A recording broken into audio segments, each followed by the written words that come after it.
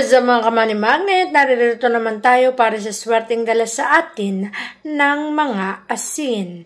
Alam niyo ba ang simpleng paglalagay lamang ng asin sa mga malas na lugar ay maaaring makapagbigay sa atin ng kaswertihan? Una sa listahan, kung ang hagdanan nyo ay nagtatapos sa mata, ibig sabihin ito ay nakapagdudulot ng kamalasan. Ngunit para makontra ang bagay na to, maglagay ka lang ng isang baso ng tubig na may asin para sa ganun mabawasan ang kamalasan na dulot nito. Maglagay ka rin ng asin sa bowl kahit konti lamang sa southeast sector ng iyong tahanan. Southeast sector ng ating tahanan ay tinatawag na lugar ng kaperahan o wealth area. Lalo itong magiging aktibo sa pagpasok ng kaperahan kung maglalagay ka ng isang bowl ng asin na kukontra sa anumang kamalasan na maaaring dumapo dito para magtuloy-tuloy ang swerte. Isa pang bagay na dapat mong pinaglalagyan ng isang bowl ng asin ang ilalim ng bed. Lalo na kung sa ilalim ng kama mo ay ginagawa mo yang tambakan. Ang isang lugar o pwesto na ginagawa nating tambakan ay nakakaengganyo na maraming negatibong enerhiya. At kapag mas maraming negatibong enerhiya ang naipasok natin sa ating lugar o tahanan, mas marami ang kamalasang ating nararamdaman. Lalo na kung ang ilalim ng iyong kama ay maraming mga tambak o maraming kalat o mga ginagawa mong tambakan ng kung ano-ano mang bagay. Mas maraming negatibong enerhiya ang maiipon dito. Para makontra ang negatibong enerhiya na yan, maglagay ka lamang ng isang bowl ng asin para ang lahat ng kamalasan ay masipsip at matanggal ng asin na pangontra malas. Kung meron ka namang Himalayan lamp, ay maaari mo rin itong ilagay sa sentro ng iyong tahanan upang partikular na umikot ang mga kaswertihan at sipsipin ang mga kamalasan. Ang pagmalalagay ng Himalayan salt ay napakaswerte sa ating tahanan. Maaari itong makapagdulot ng samot-saring kaswertihan. Nasisipsip kasi nito ang mga negatibong enerhiya at maaaring pumasok lamang sa iyong tahanan ay kaswertihan. Kaya naman kung gusto mong manatili lamang sa iyong buhay ay kaswertihan, ang Himalayan salt ay huwag mong ilalagay sa kung saan saang lugar. Dapat ito ay nasa sentro ng iyong tahanan. Para partikular, ang sentro na yan ay makapagbigay ng napakalaking swerte sa buhay mo. Sa pang bagay na dapat mong gawin sa asin ay maaari ka ring maglagay nito sa table kung saan maraming dumadating na mga bisita. Ang mga bisita sa tahanan natin ay hindi natin alam kung may dalang kamalasan o negative vibes sa ating mga buhay.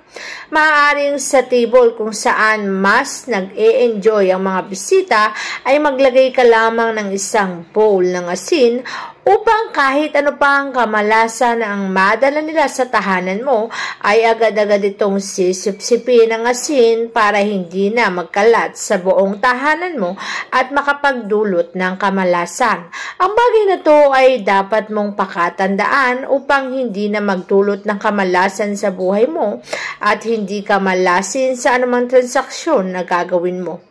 Kapag dito ka ng close na transaksyon, lahat yan ay magtatagumpay. Isa pang bagay na dapat ay ginagawa mo sa asin kapag gusto mong swertihin ay huwag na huwag kang mamimigay ng asin kapag gabi na. Dahil ang pamimigay ng asin, lalo na't ilalabas ito sa tahanan mo, ay maaaring makapagdulot ng kamalasan.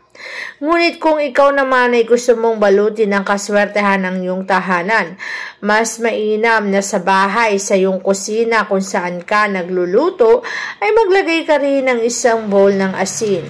Upang sa ganon ang mga usok na nagmumula sa kalan ay na maaaring magdala ng negatibong enerhiya ay makontra rin ito at masagap nito at nang sa ganon ay hindi na ito makapagdulot ng kamalasan sa buong kabahayan mo.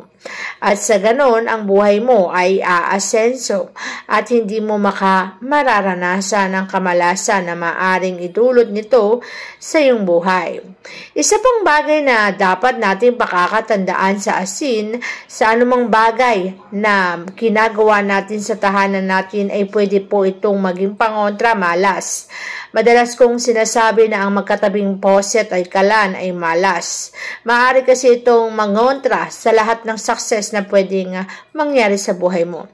Kung sa palagay mo ang magkatabing faucet o lababo at lutuan ay mamalasin ang buhay mo, isang bowl lamang ng asin maaaring pangontra na sa kamalasang maaaring idulot nito sa iyong buhay, success at karera.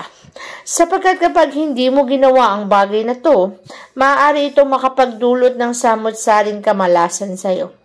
Kapag kasi nagpatuloy ang ganitong bagay, magpapatuloy din ang kamalasan sa buhay mo.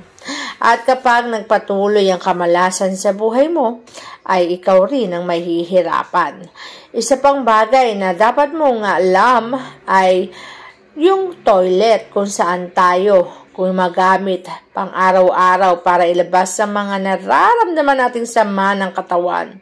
Lalo pa ngayong toilet na yan ay nakatapat sa open door or sa mismong pintuan. Sinasabi kong palaging malas, lalo na yung bowl na yan ay nakatapat sa pintuan.